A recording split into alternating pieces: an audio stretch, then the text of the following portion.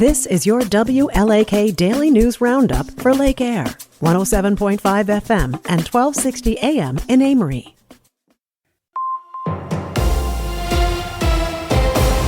Civic Media News, I'm Terry Bell. Here's what Wisconsin needs to know. Wisconsin is coming off another day of record high temperatures for this time of year. Yesterday's highs rose into the 70s as far north as Wausau. Our current stretch of warm weather ensures most northern U.S. cities will end up with one of the warmest winter seasons on record. Meteorological winter is December, January, and February. Meteorologists blame the El Niño weather pattern and climate change. Wisconsin Attorney General Josh Kaul is asking the state Supreme Court to take a case that would likely decide if abortion is legal in Wisconsin. Kaul's petition asked the court to bypass the Court of Appeals and rule on how the state's law should be enforced. A Dane County judge ruled last year Wisconsin law bans feticide but not abortion. Sheboygan County District Attorney Joel Ermansky is also asking the Supreme Court to take the case. Governor Evers is offering Republican state lawmakers a compromise on a plan to clean up PFAS pollution. Evers wants the Department of Natural Resources to have more authority to inspect water on private land. In exchange, Evers is asking the Budget-Writing Joint Finance Committee to free up $125 million for grants to clean up pollution in a bill that got final legislative approval last week. The FBI is offering a $15,000 reward for information in the week-long search for a missing boy from Two Rivers. That's on top of the $1,000 reward the local Crime Stoppers chapter is offering. Elijah Vu has been missing since last Tuesday. His mother and her boyfriend are charged with child neglect and are not telling authorities where the 3-year-old might be. A bridge that connects southwest Wisconsin to Iowa could be closed for 2 months. Transportation officials shut down the Blackhawk Bridge over the Mississippi River Sunday after the span was found to be moving slightly. The bridge is almost 100 years old and a replacement is being built nearby. For now, people will have to drive to Prairie du Chien or La Crosse to get across the river. It'll cost you more to get into a Packer game next season, anywhere from $4 to $10 more. The team is sending invoices to season ticket holders online this week. Even preseason games are going up $2 to $5. Even with the price increase, Packers president and CEO Mark Murphy says the cost of a Packer game is still below the NFL average. I'm Terry Bell, Civic Media News. Here's what you need to know closer to home. For WLAK News, I'm James Kelly. A cybersecurity attack is causing problems for people who use Essentia Health pharmacies. According to a Northern News Now report, the company that Essentia pharmacies use to process the insurance carriers of their customers, Change Healthcare, was hacked last week. Change Healthcare's services are still down this week, meaning Essentia pharmacies are unable to process insurance. The pharmacies can still give out prescriptions, but patients have to pay for the prescriptions out of pocket. A New Richmond woman has been sentenced for killing her fiancé in 2022. Marion Catherine Smith entered a guilty plea to reckless homicide this past fall and was sentenced to 12 years in prison and 10 years extended supervision by a St. Croix County court on Tuesday. According to court documents, Smith told police that her fiancé had been drinking and was insulting her as he washed dishes, then grabbed her while holding a knife. The two began to struggle for the knife and Smith stabbed him in the stomach.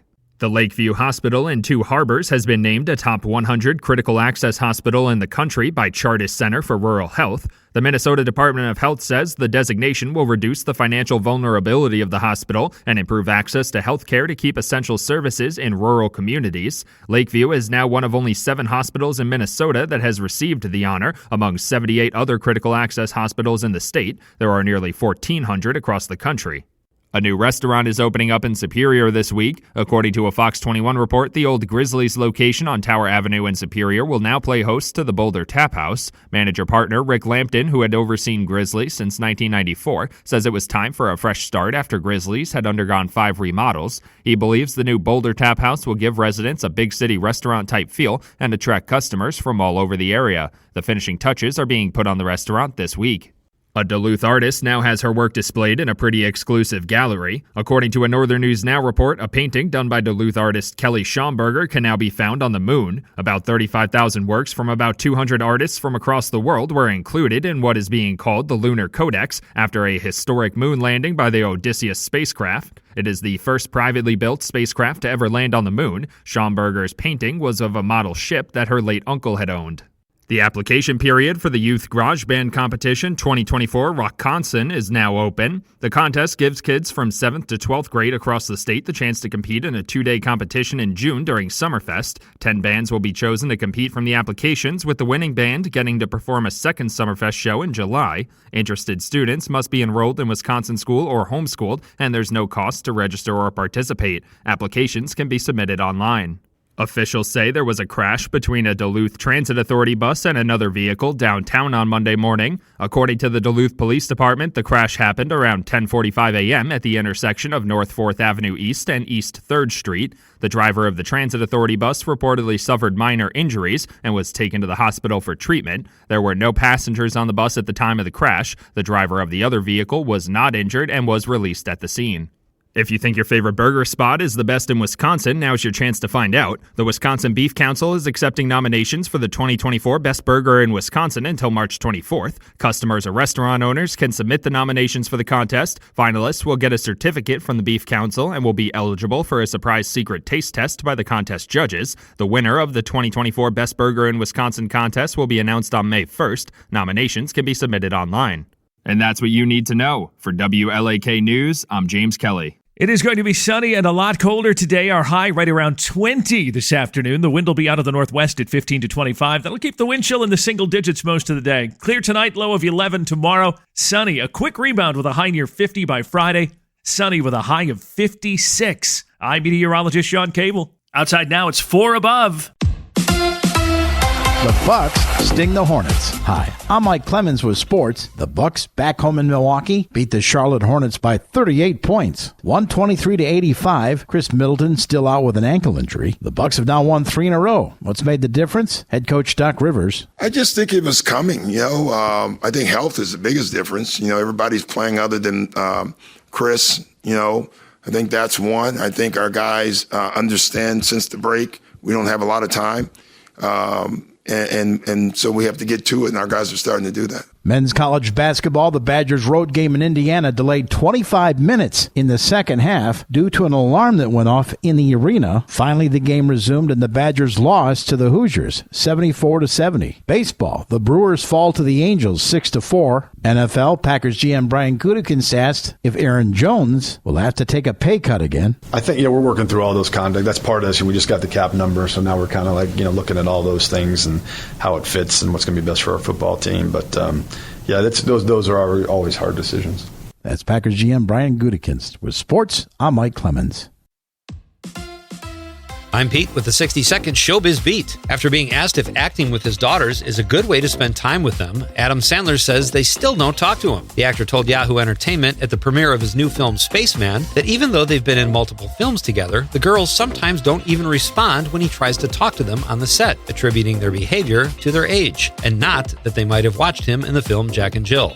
Kids are cute. Sony has decided to move up the release of Bad Boys 4 to June 7th. Collider.com reports that the move will pit the film against 2 other action films, The Crow and The Watcher, which will be released on the same date. Will Smith and Martin Lawrence are back again playing crime fighters Mike and Marcus. The film's action sequences are said to be impressive, but will probably not look as real as Will Smith's real-life award show action scenes.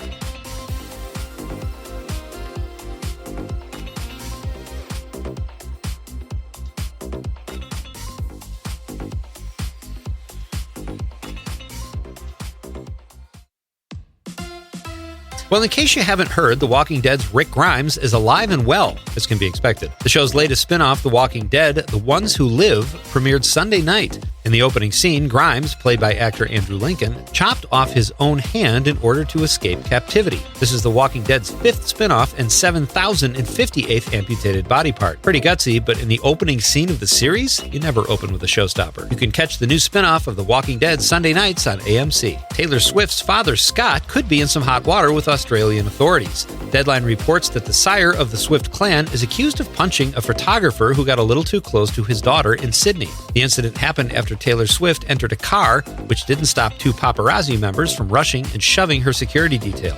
The Australian leg of the pop star's Eras tour ended Monday night. Helicopter parent much?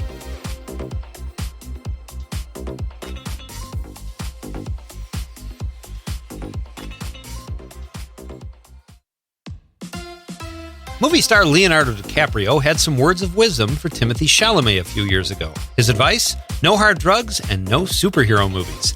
Leo has never done a Marvel or DC film, and so far neither has Chalamet. But despite his mentor's advice, that could change. Chalamet told Variety that if the script was right and the director was right, he would have to consider it. When asked why, Chalamet explained that it was a superhero movie that made him want to act. Chalamet says when he was 12 years old, he begged his mother to take him to see Christopher Nolan's The Dark Knight. Chalamet says he left the theater a changed man, or boy. No word yet on if the actor has changed his tune on hard drugs. Timothée Chalamet stars in Dune 2, which opens in theaters March 1st. For more showbiz fun, tune into Nightlight with me, Pete Schwaba, every night between 7 and 9 p.m. on the Civic Media Radio Network.